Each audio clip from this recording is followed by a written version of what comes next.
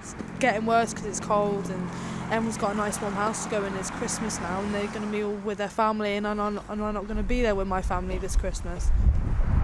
When I see her down, it cuts me like a knife, knowing that I can't provide for her, because I don't want her to be like this. Danny and Carla don't just walk these streets, they live on them. They're heading to a shelter, as are many others. The number of rough sleepers in Wrexham has increased 60% in a year. But there's no guarantee of a bed, and they're only here because this is a night when Danny isn't at his job. Far from a fallacy where all homeless are beggars, Danny's a man who's in work, but out on the streets. I normally do like 3-4 nights a week, but I'm off next week because there's no work until the following week, so... Yeah. But it's just one of them things. But if I can work 7 nights a week, I'll work 7 nights a week, just to get the money for somewhere, just to try and sort things out, do you know what I mean? Danny's contract is 0 hours. His pay is minimum wage, cleaning industrial ducts and vents. So you work till night and then during the day, you must be knackered. I am knackered. I walk around like a zombie and it's hard, but there's nothing I can do. You just have to make the most of things. Every now and again, you meet up with a bunch of mates, like the people who are homeless around here. Now and again, we sit off somewhere nice and quiet, and I might get a couple of hours, you know what I mean, on a sleeping bag or blah, blah, blah. But other than that, you got to go with the flow. There's nothing I can do. So relief the nights Danny has work, but not worry-free. What about his girlfriend? Like many on the streets, she suffered family breakdown. She wants to tell her story, but doesn't want her face to be shown. Hopefully one day something will turn up and we'll get a place together and get out of this freezing cold. Carla has been homeless for 5 months. When Danny works, they put their trust in a network of friends to keep her safe. On Thursday nights, the friends meet here at a makeshift soup kitchen provided by Nick, a volunteer. Get your soup in. Danny and Carla's story isn't news to him. He knows many other rough sleepers who work and the extra difficulties they face getting access to help. Working through the night and then sleeping through the day, that sounds exhausting. Yeah, in a tent, in a ditch. It's disgusting. Is that where they are, in a tent? Yeah. And then trying to do a full night's work after that? Full night's work after that, and then sleeping rough in the day in the tent. Not able to access proper, because obviously sleeping through the day, that's when any food services are offered. So, I mean, there's no sort of thinking about individual needs and that sort of thing. So this lad, for example, he's not able to access any of the services if there's breakfast offered in the mornings because he's either coming home from work or he's sleeping. So how many homeless people are in work? Well, there are actually no formal records, but analysis of housing benefit data by Shelter found that 1/3 of households in temporary accommodation are in employment.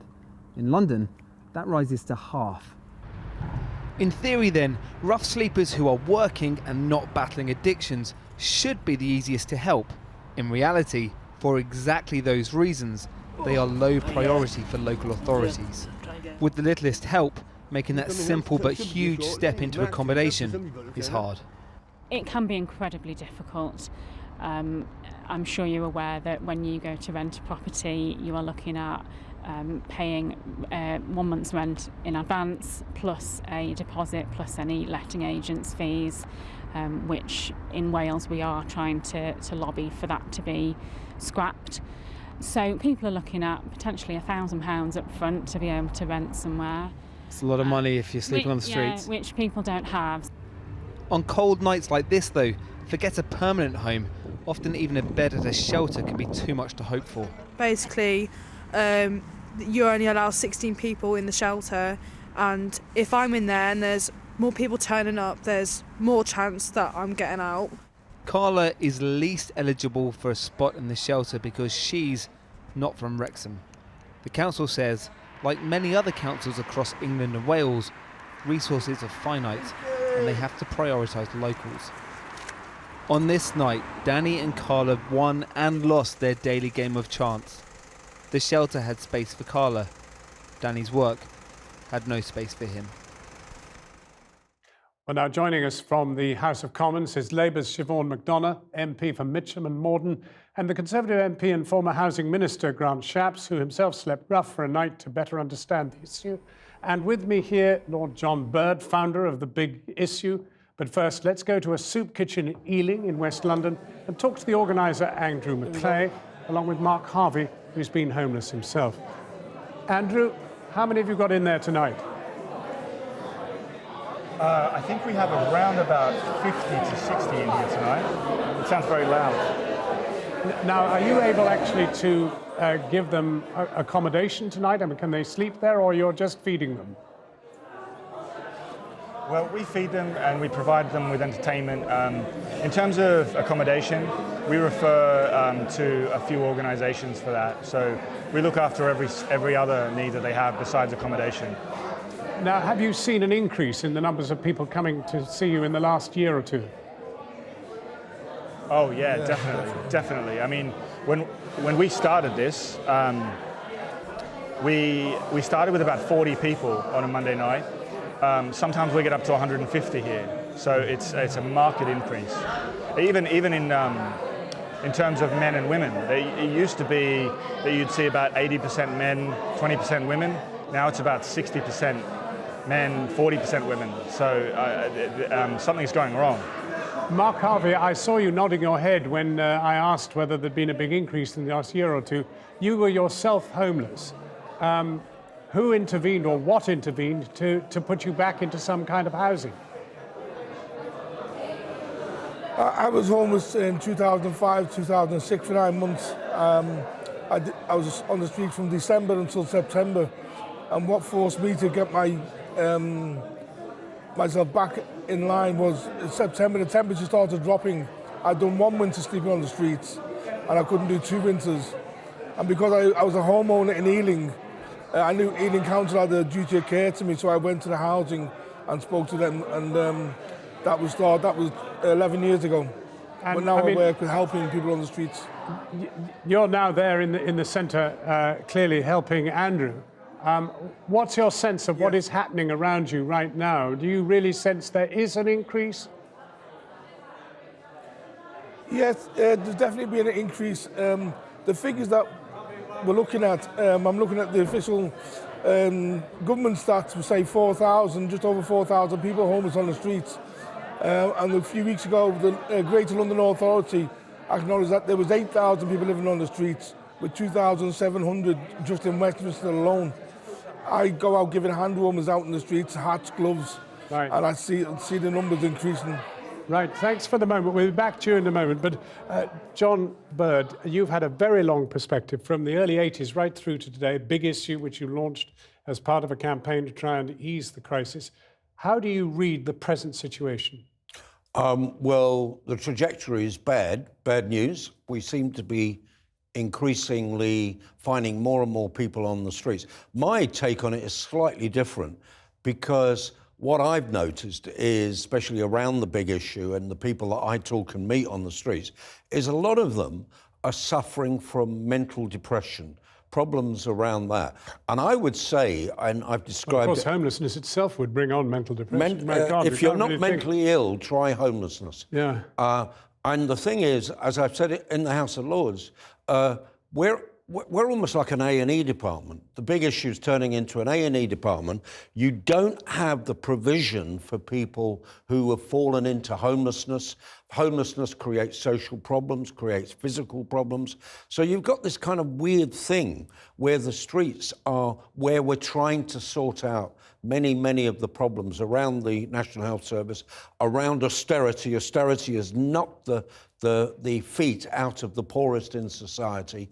And also you've got the added fact that there are people who are moving around the country looking for work, and the work is not there, or it's not there at the rate. The added to that, and I think this is the real sign that we're returning to a bit of Victorianism. At the end of the 19th century, there were a lot of people who were working on the docks who lived in the streets. They were homeless. And what we're getting is people being homeless actually working. And that is a really destructive piece of chemistry. Let's go over to Westminster then, and let's begin with you, Grant Shapps. You actually did a night on the streets to see what it was like. What's your analysis of why we are where we are? One of the things is I think you just have to keep on top of homelessness all the time, and I think there can be no doubt that the moment the eye's taken off the ball, you start to slip backwards. I became sufficiently concerned just in the first few months of doing the job as Housing Minister, having set up a homelessness foundation before that, that if we didn't keep everything in place, we would start to see homelessness rise. And for a long period of time, a couple of years, I had monthly meetings where I would meet with the then sort of director of all policy across government, that was Oliver Letwin, and we discussed how to deal with, for example, the welfare changes, make sure that housing policy kept up with that, and took a whole load of different initiatives, including launching an app and a website and a phone number called StreetLink, which still runs to this day and has helped now thousands of people get off the street. So you've got to do it the whole time. If you just don't happen to have people who are really, really focused on this issue, then I'm afraid the upshot is, for all the reasons that John Bird was just talking about and others, which is that homelessness actually, of course, is to do with lack of housing, but it's actually also to do with the whole myriad of complex reasons. If you don't get your health policies right, your welfare policies right, your housing policies right, and much else besides, then it is very easy to end up in a situation where the number's increasing, and I'm afraid that's what's happened. Siobhan McDonough, where does this start? Does it start with the failure to build public housing? I think it starts with the failure to build enough public housing. I think it starts with an increased dependence on private rented sector accommodation. Certainly in London and the South East, there's always somebody who can pay more in rent than you can. There's no security of tenure, so it's very, very easy to lose your home and find nowhere else to go. In the clip you heard about the amount of money you need for a deposit and a rent in advance, and if the council don't think you're in a priority need category, that means that they're not going to help you find what is thousands of pounds.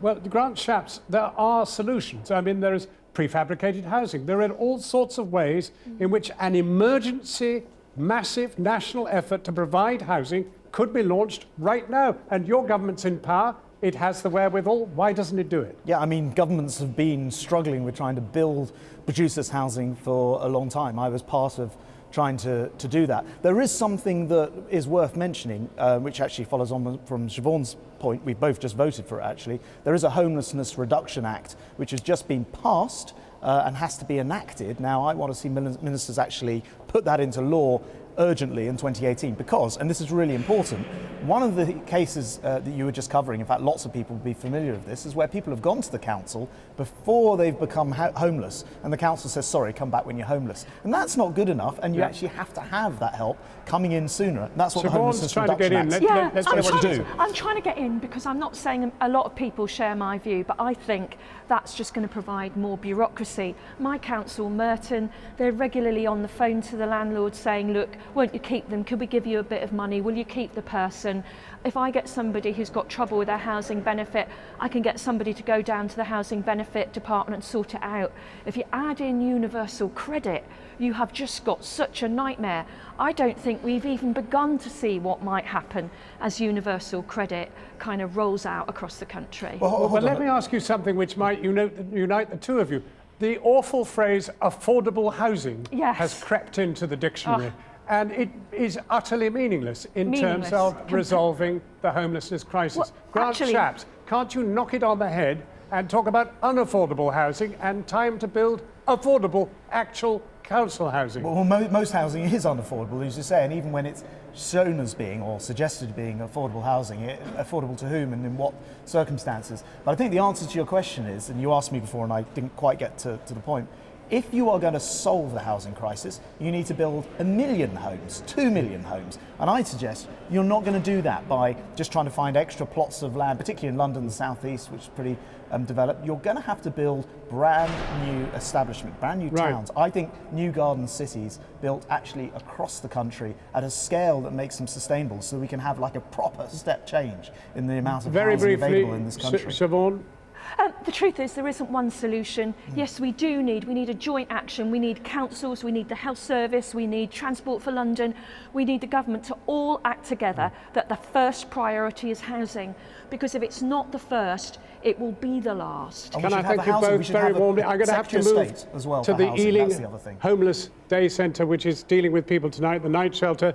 Let's go back to you, Andrew. Have you heard anything which makes you feel that anything will be different in the next 2 years? that anything will be different. Yeah. Well, I wish that was the case. You know, I think, but we talked a little bit about affordable housing, but I mean, I was homeless briefly when I moved to the UK in 2008, and it wasn't because I couldn't afford a place, it was just because there was a social isolation. And I think the reason that sometimes places like this exist is because there isn't anywhere else for people to go. Right. You know, that there's a real, London in particular, I think it can be a very isolating and a scary place. And I think for that reason, I'm not sure that our numbers are necessarily going to go down. Right. I think, you know, I think affordable housing does have a part to play in that. But I also think, you know, whilst we live in our own sort of little bubbles, I just can't see the situation getting any better. Thank you very much indeed for joining us. John Bird, thank you very much indeed. I'm sorry we haven't had longer to talk, but thank you very much indeed. I wish we could bring in the low-wage economy, which means that the poorest in society don't have the bounceability to absorb this terrible austerity. Let's leave that ringing in people's ears and get them to think about it.